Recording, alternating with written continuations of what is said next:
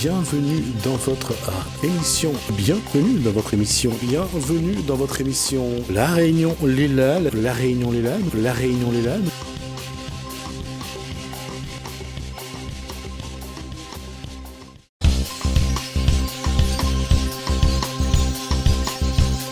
Je disais que ça a été chanté sur toute la route en tout cas, pendant un moment, de savoir comment faire bien sa route, comment éviter les problèmes, parce que comme chaque semaine, on aborde notre conduite au volant ou sur une moto ou sur un vélo, et même à pied d'ailleurs, on voit ça dans des codes de la route.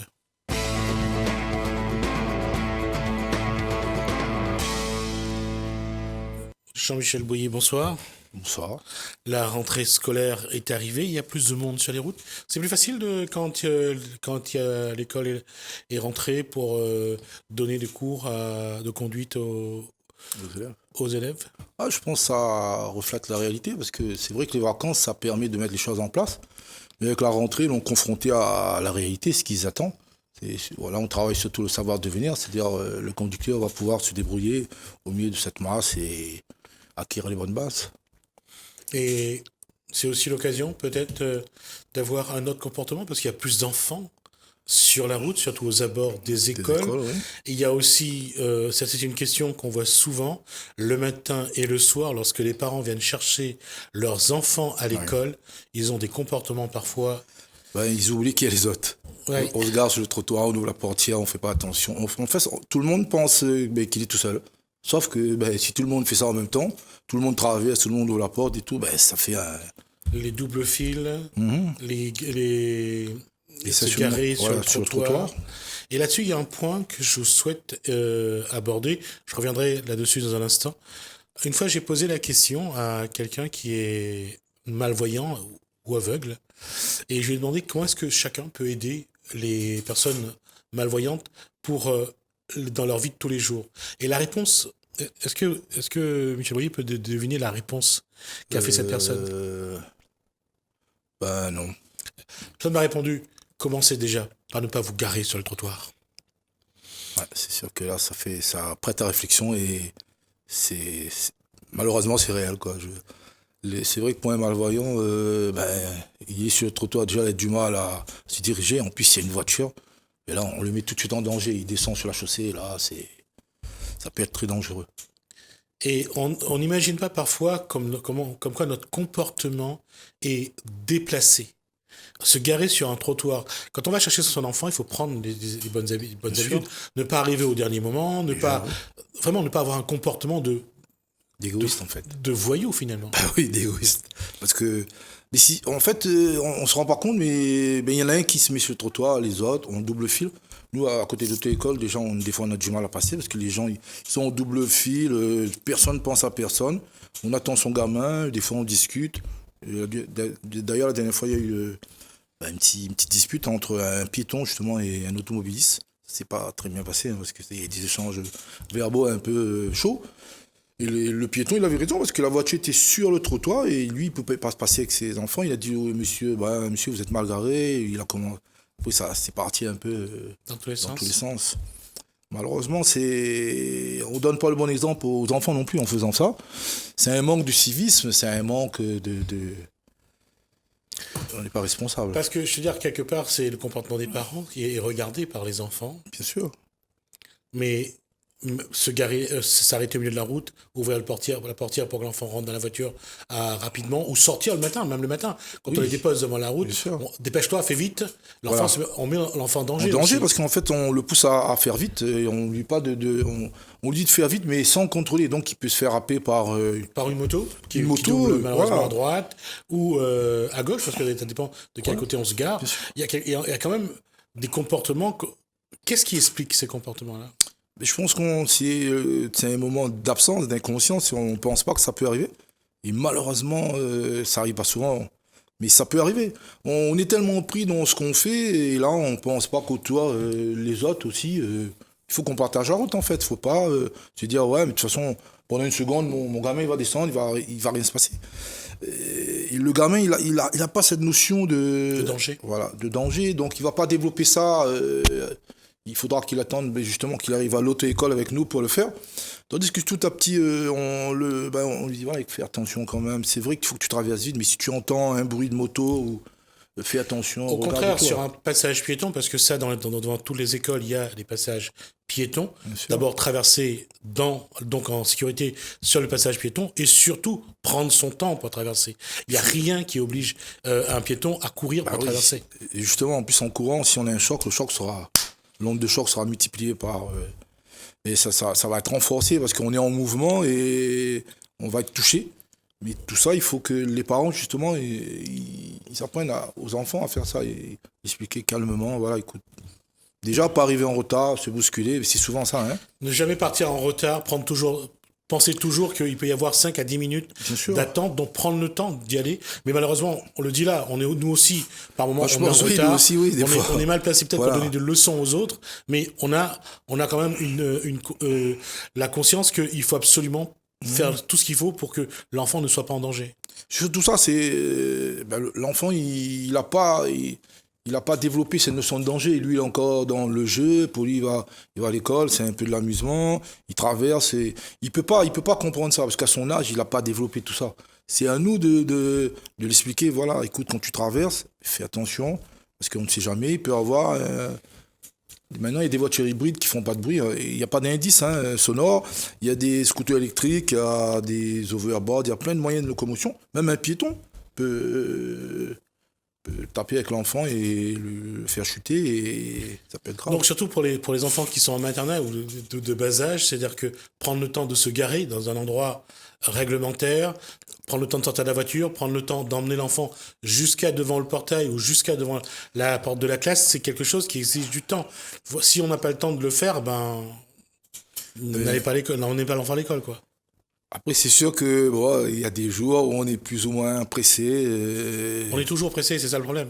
Et les femmes sont souvent en retard, même la mienne d'ailleurs, donc c'est pas nouveau. Les femmes, ça prend un peu plus de temps et donc souvent en retard, on est un peu bousculé après. Donc, et comme c'est souvent, des fois ça peut être le père, mais plus souvent c'est la mère qui dépose l'enfant. Donc après l'enfant, il va prendre cette habitude-là, il est toujours bousculé, courir, peut-être tomber et c'est pas vraiment l'idéal. Alors, il y a ça, mais il y a également, ça se voit dans les transports, je dirais, privés, les voitures.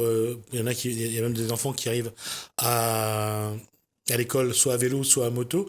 Mais il y a une chose qui est encore plus réglée, sans doute réglée un peu plus, c'est le transport scolaire collectif, les bus. Oui. Là aussi, on voit des comportements parfois chez les chauffeurs de bus. Parfois, ils arrivent en retard devant l'établissement scolaire. Les enfants sont, on vide le bus rapidement sur un espace pas très réglementaire. Et là aussi, on met les enfants en danger. C'est pareil, sauf que là, c'est amplifié par le nombre de passagers qu'il y a à bord. Hein. Je ne vais pas dire parce qu'il y a que seulement une personne que c'est pas dangereux, je veux dire, mais là, ils sont nombreux dans le bus est plein, et les enfants, ils vont sortir en courant, parce que c'est pareil, hein, le conducteur, le chauffeur, il est en retard, ou bien il a besoin, on l'a appelé, ou je sais pas quoi, il veut partir. Donc tout le monde va, et c'est l'inverse, c'est pareil, au retour, c'est pareil, tout le monde va rentrer dans le bus en se bousculant, peut-être qu'il y en a un qui va tomber, va se blesser. En descendant du bus, c'est pareil, il faut prendre le temps de descendre, parce que sinon on peut se fouler la cheville, on peut renverser les autres, on peut se faire renverser. Ça n'a pas changé en tout cas. Les enfants qui attendent le bus, qui prennent le bus pour rentrer à la maison, souvent 5 minutes avant la sonnerie, ils sont déjà prêts à partir en courant. Bien sûr. Souvent, les bus attendent au dernier moment pour ouvrir les portes. Oui. Là, il y a vraiment une mise en danger. Oui, parce que d'un côté, il y a les enfants qui attendent, qui sont impatients, et d'un autre côté, peut-être, c'est un peu l'axisme du chauffeur qui, lui, il attend des moments, parce que peut-être que si les enfants rentrent plus tôt, il y a du chahut, ça l'agace un peu, ou il a besoin de se reposer un peu.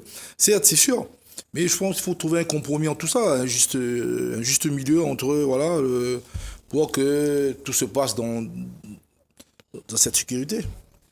Et justement, là, comment aujourd'hui, en matière de sécurité routière, qu'est-ce qu'il faut aujourd'hui apporter de plus en en matière de sécurité, en matière de protection des enfants, dans le comportement que doivent avoir, que ce soit les parents en voiture ou les bus?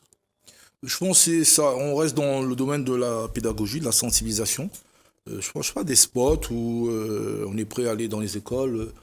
En fait, je pense que c'est des choses qu'on sait, mais qu'on met pas en pratique parce qu'on prend pas le temps de le faire. Mais il faut vraiment qu'on s'imprègne de ça, qu'on aille dans les écoles, qu'on passe des vidéos, qu'on essaie de discuter. Parce que je pense qu'il de temps en temps, il y a des petits problèmes devant des écoles. Je pense que c'est rare, mais les accidents au bus, ça peut arriver aussi. Il y en a eu une fois, je crois que le bus, il a reculé et l'enfant était dans l'angle mort juste derrière le mur. Et il s'est fait écraser. Après, une fois, je crois, à Fayard aussi, il y a eu un accident où, voilà, une négligence. Bon, c'est pas un jugement, juste un constat. Et une négligence des deux côtés, l'enfant plus le chauffeur de bus. Donc ça arrive rarement, mais il faut rester conscient que ça peut arriver à tout moment. Il faut pas que... Précaution zéro, ça n'existe pas?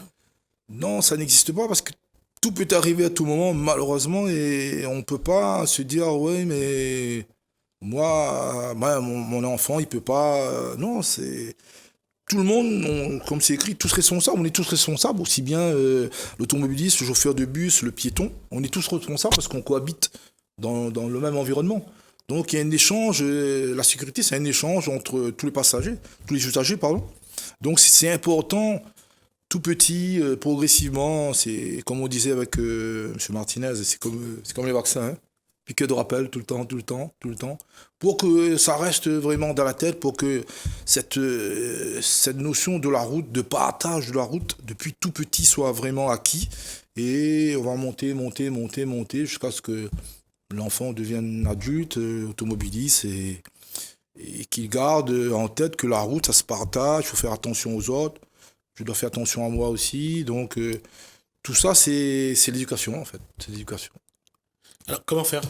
Aujourd'hui, est-ce que les moniteurs d'auto-école sont prêts aussi à aller? Parce qu'il y a, Oui, bien sûr. il y a j'allais dire, on sensibilise le public jeune à la sécurité routière. En tout cas, on le voit depuis des années. Oui, Qu'est-ce qu'il faudrait mettre dans ces modules qu'on amène dans les écoles? Je pense qu'il faudrait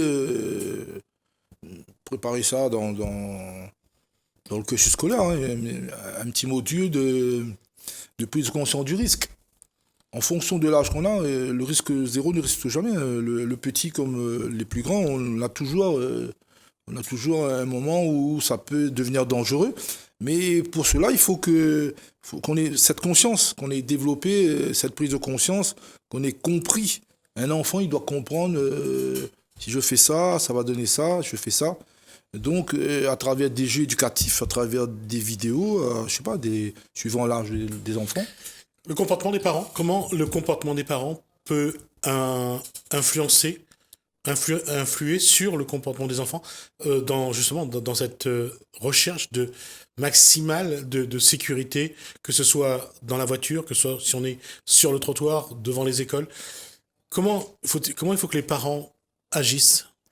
Mais je pense que les parents doivent eux-mêmes, moi je me rappelle, ma mère, elle m'a appris, elle m'a appris à traverser, à regarder à droite, à gauche, avant de traverser. Si on entend un bruit de moto, de voiture, faire attention, de ne pas courir.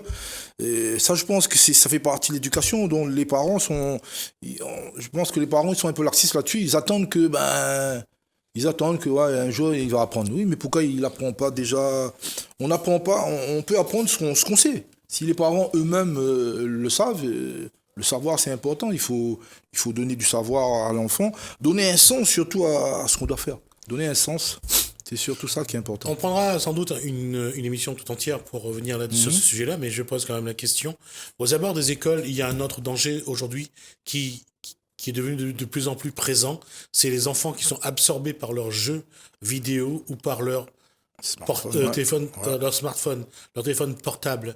Et ça devient un danger de plus en plus présent. Aux Pays-Bas, on commence à légiférer là-dessus. Oui.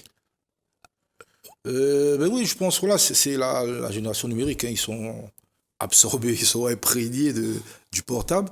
Et là, quand ils sont sur le portable, ils oublient tout autour. Ils sont dans leur bulle. Et c'est là que ça devient dangereux parce qu'ils ne perçoivent plus rien. Ils sont vraiment là-dessus. Et ça, c'est un danger à tout moment. Je veux dire, surtout quand on se déplace, si on n'est pas imprégné de ce qu'il y a autour, de son environnement, ça risque de devenir dangereux. Et en même temps, si les automobilistes aussi, l'autre en même temps, il est en train d'envoyer un message ou il est en train de faire quelque chose d'autre, ça va devenir dangereux. C'est sûr, ça, c'est. Il y avait une émission qui est passée là. Les enfants passent trop de temps là-dessus, ils sont vraiment trop. Bon, on n'y peut rien, on est dans l'air du temps, mais je veux dire, ça aussi, c'est un sujet, je pense, qu'il faudra aborder. Hein. Là, on peut atténuer le phénomène, mais on ne pourra pas l'arrêter, mais il faut quand même que, quelque part, les parents, ils interviennent de temps en temps, pour leur dire, bon, écoute, il y a des moments, il y a un moment pour le portable, il y a un moment pour ça, un moment pour ça. On ne peut pas rester tout le temps en permanence sur le portable, surtout quand on est sur la route, aux abords d'école pour traverser, ou même si on marche, hein, on va se prendre un poteau, une voiture ou quelque chose d'autre. Tout ça, c'est englobé dans l'éducation. C'est pas facile à faire, je pense, pour les parents. Mais je pense que si tout le monde essaye d'aller dans ce sens, on gagnera en sécurité. Et voilà, je pense qu'on sera tous contents à la fin. Il faut toujours revenir dessus, tout le temps répéter pour que ça devienne automatique, que ça devienne naturel. Et là aussi, il faut de nouveau travailler sur un module, leur apprendre à éteindre leurs jeux vidéo, leur éteindre leur portable. Oui, ça aussi, on a l'impression qu'aujourd'hui, il faut un coach pour tout, finalement. Oui. Malheureusement, oui, il faudrait de plus en plus, il faut un coach pour tout, un coach pour... Voilà, pour ça. Pour apprendre à éteindre le portable, pour à éteindre le jeu vidéo, ouais. à faire attention lorsqu'on arrive aux abords de l'école, lorsqu'on est sur le trottoir. On a l'impression que c'est toute une éducation à faire ou à refaire. Peut-être pas à refaire, mais à faire et surtout à perpétuer. Je veux dire, il faut que ça reste vraiment, il faut qu'on reste vraiment dans un cadre sécuritaire. Avant, c'est sûr que tout change, tout évolue. Mais en même temps, si ça évolue dans un sens, ça évolue dans l'autre sens. Je veux dire, on gagne peut-être avec toutes les nouvelles technologies, mais on perd peut-être en sécurité. Donc de l'autre côté, il faut que ça soit équilibré. Et d'un côté, ça monte, il faut que ça s'équilibre. Et que... Après, c'est sûr que c'est pas évident. Hein. C'est pas un jugement, c'est un constat qu'on fait. C'est pas évident. Les parents, après, c'est ça le rôle des parents, hein, c'est d'éduquer les enfants. Et c'est sûr que les enfants de maintenant... on a besoin un peu plus de temps pour les expliquer les choses et venir à tout ça. Mais ça prépare quand même... mais déjà, ça existe le permis piéton hein, à l'école. Le permis piéton, c'est quoi? C'est les obligations des piétons. Chaque usager de la route a des obligations, et a des droits, a des devoirs. Il faut vraiment que ça soit bien défini. On essaiera d'aborder ça dans une émission tout entière. On verra petit peu aujourd'hui quel est le bon comportement des piétons. Mais il faudra aussi qu'on regarde le bon comportement des automobilistes. Parce que là aussi, et surtout aux abords des écoles, c'est sans vouloir porter des jugements de valeur. Mais c'est bien que les adultes, parce que quand on arrive devant une école, là on doit vraiment faire encore plus attention. Parce qu'un enfant peut déboucher. Voilà, un enfant, il n'a pas la notion du danger, donc pour lui, il ne voit pas qu'il y a un danger. Hein. Donc, nous, en tant qu'adultes, c'est à nous, justement, de faire les choses pour augmenter cette sécurité. Nous, on est capable de comprendre ce qu'il faut faire, donc il faut plus de vigilance, beaucoup plus attentif, et penser que ce qui peut arriver à notre enfant ou peut arriver à quelqu'un d'autre aussi. Hein. Donc, je veux dire, il ne faut pas se dire, oui, mais bon... moi, je fais ça, et puis moi, je fais ça. Et il faut qu'on soit conscient, toujours vigilant et toujours prêt à intervenir aux abords des écoles. D'ailleurs, quand on apprend le code, quand il y a le panneau, c'est attention, traverser d'enfants, réduire la lueur, ouvrir son regard, une conduite préventive, le pied devant le frein, prêt à freiner, les yeux qui bougent. C'est toujours 35 km/h Oui, c'est... après, voilà, ça c'est une limite. Mais après, on peut aussi diminuer en fonction de ce qu'on voit. Il faut s'adapter. Une chose est sûre, c'est qu'il ne faut pas arriver vite, parce qu'on va surprendre quelqu'un et se faire surprendre. Oui, c'est ça, tout ça. Bon, aujourd'hui, il faut reconnaître qu'au sortir des écoles, les municipalités mettent toujours voilà. Il y a des gens aussi qui sont agents. Là pour... Voilà, des agents pour pouvoir pour aider tout le monde, en fait, pour aider les enfants à traverser. Les enfants sont plus en sécurité. En même temps, ça crée un peu d'emploi. Et surtout, l'argent est plus visible. Donc voilà, mais après, je ne sais pas si à chaque école, toutes les écoles, on a ça. Il y a certaines écoles qui ont. Les autres écoles, il faudra y remédier. Et je pense que ça, c'est une bonne chose. Après, il y a dans les transports scolaires aussi, il y a des accompagnateurs. Les gens qui sont là pour vérifier que tous les enfants sont attachés, qu'ils ne sont pas debout dans les transports scolaires, qui ne fassent pas le chahut, qui ne parlent pas au conducteur, qui ne dégradent pas le matériel aussi. Parce qu'il y en a qui s'amusent malheureusement à couper les sièges ou couper les ceintures. Donc tout ça, c'est tout. C'est l'éducation, c'est la sensibilisation, c'est vraiment quelque chose qu'il faut apporter tout le temps, en permanence. Une chose aussi, dans le bus, mettre les ceintures, c'est important également. Oui. Le bus, il y a aussi des dérapages, il peut y avoir des sorties de route. Bien sûr. Donc c'est important que les enfants soient attachés. Ça évite aussi les problèmes que ça survient lors d'accidents. Bah oui, parce qu'en cas de freinage d'urgence, on peut avoir le coup du lapin, on peut taper la tête dans le siège avant et puis, je sais pas, avoir une blessure à la face. Après, il y a une amende qui est de 135 € pour... non-port de ceinture. Non-port de ceinture. Mais bon, c'est pas pour l'amende, c'est surtout pour la sécurité. Oui, tout à fait. L'amende, c'est une chose, c'est sûr, mais la sécurité, c'est vraiment très important. Et très souvent, on voit, malheureusement, le chauffeur de bus, lui, il est au volant, il est pris par la route, il peut pas surveiller. Regarde, tout surveiller. Bah non, tu surveilles, ouais. Il pourra pas. Il faut aussi que les enfants aient un comportement qui soit responsable. Qu'il se développe on est tous responsables, mais à tout âge en fait. Tous responsables, mais à tout âge. Il ne faut pas trop qu'on attende vraiment... Qu'on nous dise toujours de mettre la ceinture ou d'être en position de sécurité. Merci Jean-Michel. On a déjà dépassé nos 20 minutes d'échange. On a l'occasion de revenir sur plusieurs éléments, le long de cette année encore. On verra un petit peu quelle est la sécurité maximale concernant bien sûr le transport scolaire. Merci Jean-Michel Boyer. Jean-Michel Boyer, c'est bien ce que j'ai dit. Oui, wow. Merci à vous de nous avoir suivis. Bienvenue dans votre émission. Bienvenue dans votre émission. Bienvenue dans votre émission. La Réunion, les Landes. La Réunion, les Landes. La Réunion, les Landes.